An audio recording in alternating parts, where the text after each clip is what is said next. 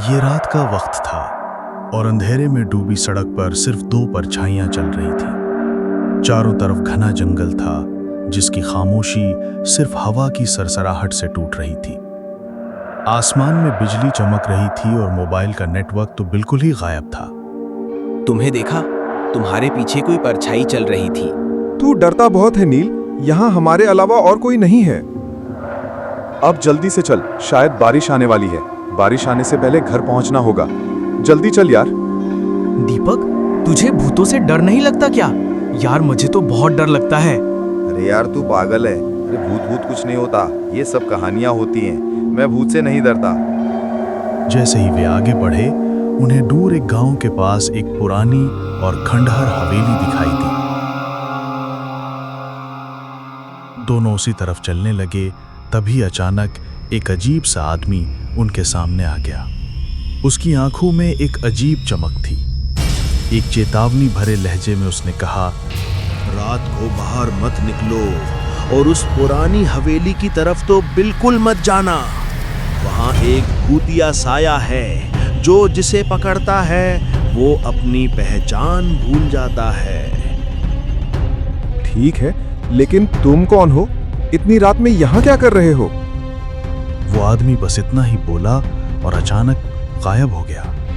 ये देखकर नील बुरी तरह घबरा गया। अचानक तेज बारिश शुरू हो गई और बादल जोर से गरजने लगे। अरे यार, तुझे बोल रहा था जल्दी चलने को। अब देख, बारिश आ गई। अब क्या करेगा? चल इस हवेली के अंदर चलते हैं। बारिश रुकने तक यहीं पर ठहरते हैं। नहीं यार, मैं नहीं जाऊंगा। तूने सुना नहीं इस आदमी ने अभी क्या कहा? अरे यार, तू फिर से शुरू हो गया। तू मत आ, मैं जा रहा हूं।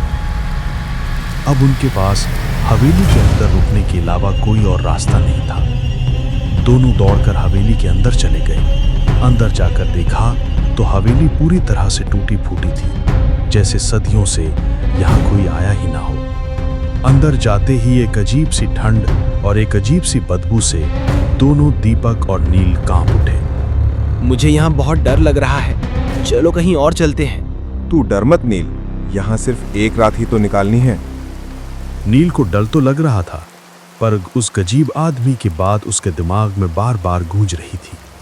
वो झट से सोने चला गया।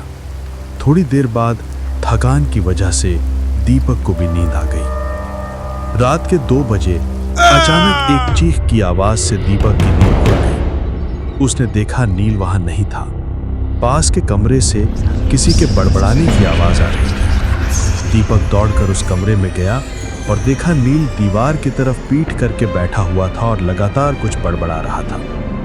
वो मेरा नाम ले रहा है, कह रहा है कि मैं बुस्का हूँ। वो मेरा नाम ले रहा है, कह रहा है कि मैं बुस्का हूँ।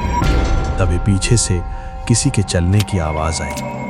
दीपक ने मुड़कर देखा तो एक भयानक भूत का साया उसे दिखाई दिया। चल जल्दी यहाँ से।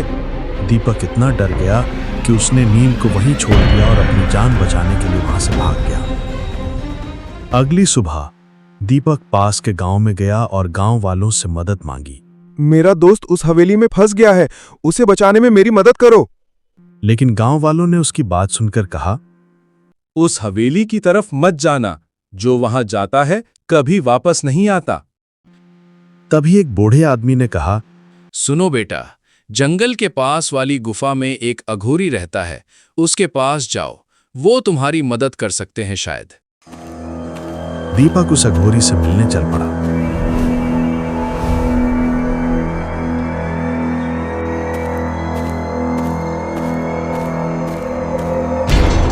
जब वो गुफा में पहुंचा, अघोरी ने दीपक को देखते ही उसे सब कुछ बताने लगा।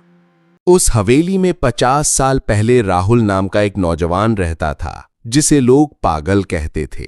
वो कहता था कि उसके साथ एक साया चलता है। जब किसी ने उसकी बात नहीं मानी तो उसने खुद को जला लिया। अब वो साया और उसकी आत्मा एक हो चुके हैं और नए शरीर ढूंढ रहे हैं। क्या नील अब उसके कब्जे में है? उसे बचा लो बाबा। चलो मेरे साथ। दीपक हैरान था।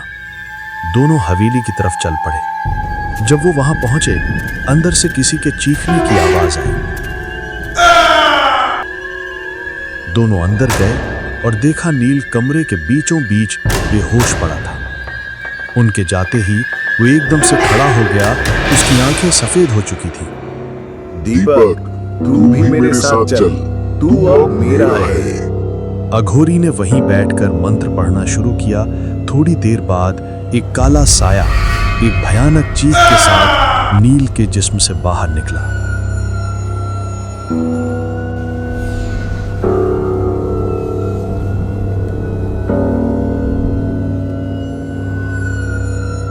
नील बेहोश होकर वहीं गिर गया।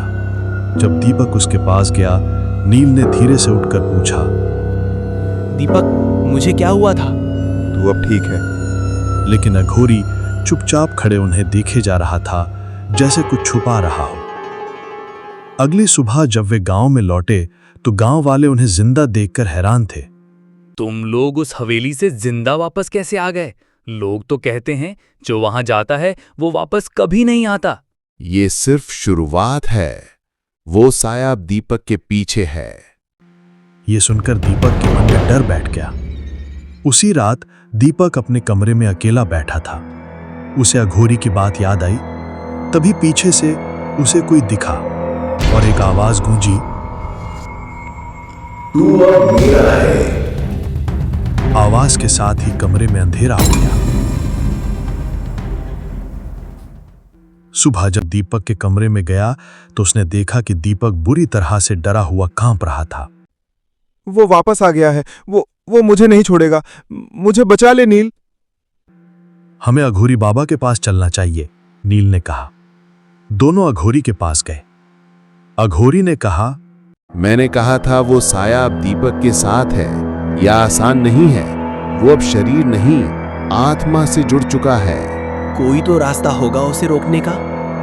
अगर दीपक को बचाना है तो तुम्हें हवेली वापस जाना होगा और उस साये का अंत करना होगा। साया सिर्फ उस शरीर से निकल सकता है जिसने उसे अपना लिया हो। मतलब दीपक को खुद उसका सामना करना होगा। नील और दीपक फिर से हवेली की तरफ चल पड़े। इस बार उनमें डर के साथ साथ हिम्मत भी थी। हवेली के अंदर पहुंचते ही उन्हें साये की आवाज सुनाई दी, तुम लौट आए, अब बचकर नहीं जा सकोगे। अघोरी वहीं बैठकर मंत्र पढ़ने लगा। हवेली कांपने लगी और राहुल की आत्मा चिल्लाई, नहीं, तुम मुझे रोक नहीं सकते। मैं बदला जरूर लूंगा। मैं किसी को भी नहीं छोड़ूंगा। तभी एक भयानक चीख के साथ चारों तरफ रोशनी फैल गई।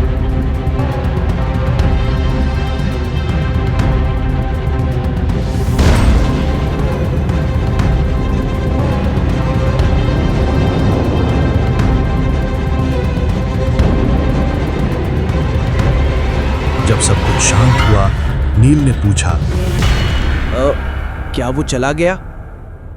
शायद, लेकिन कुछ साये कभी पूरी तरह नहीं जाते। श्राप खत्म नहीं होते, बस सो जाते हैं। अघोरी की बातों से दीपक थोड़ा परेशान था, लेकिन अब उसके मन में डर नहीं था। उसी रात जब दीपक अपने कमरे में सो रहा था, उसे एक सपना आया। उसने फिर से वही साया देखा और उसके कानों में एक आवाज गूंजी, मैं लौटूंगा, जरूर लौटूंगा।